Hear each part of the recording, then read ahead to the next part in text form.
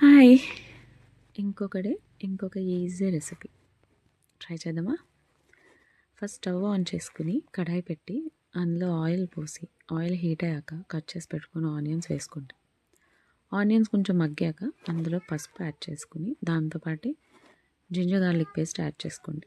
నేను కొంచెం ఎక్కువే వేస్తాను ఎందుకంటే నాకు నచ్చుతుంది అలా. వేసిన తర్వాత మంచిగా మిక్స్ చేసుకోండి.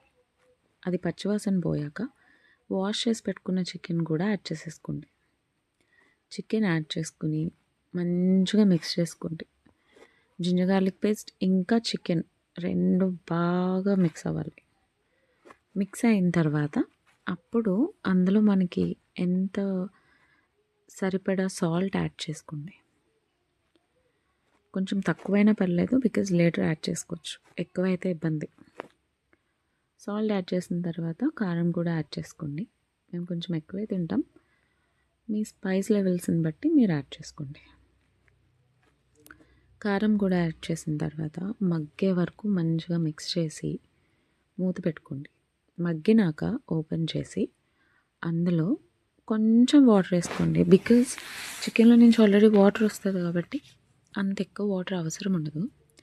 సో కొంచెం వాటర్ యాడ్ చేసుకున్న తర్వాత అందులో నేను మునక్కాయ వేస్తున్నాను, డ్రమ్ స్టిక్స్ వేస్తున్నాను. బికాజ్ బాగుంటుంది ఆ టేస్ట్ కూడా. డ్రమ్ స్టిక్స్ వేసిన తర్వాత కొంచెం అదరా బెదరా కలిపేసుకుని అందులో గరం మసాలా ఇంకా జీలకర్ర పొడి దాంతోపాటు ధనియాల మిక్స్ కూడా యాడ్ చేసుకోండి. చాలామంది ఇవంతా లాస్ట్లో కర్రీ అయిపోయి వచ్చేప్పటికి యాడ్ చేస్తారు, బట్ కర్రీతో పాటు ఉడికించండి. నేనైతే చిల్లీస్ లాస్ట్లో యాడ్ చేస్తాను, బికాజ్ నాన్ వెజ్లో అలాగే బాగుంటుంది అనుకుంటా. ఇంకా కరివేపాకు కూడా అస్సలు మర్చిపోద్దు.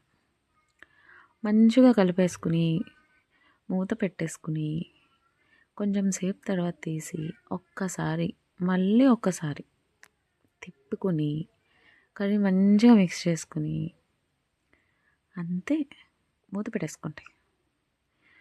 మళ్ళీ కొంచెం మగ్గాక మళ్ళీ ఓపెన్ చేసుకుని అందులో కొత్తిమీర యాడ్ చేసుకోండి. అక్కడ నేను ఒక స్టంట్ వేసా.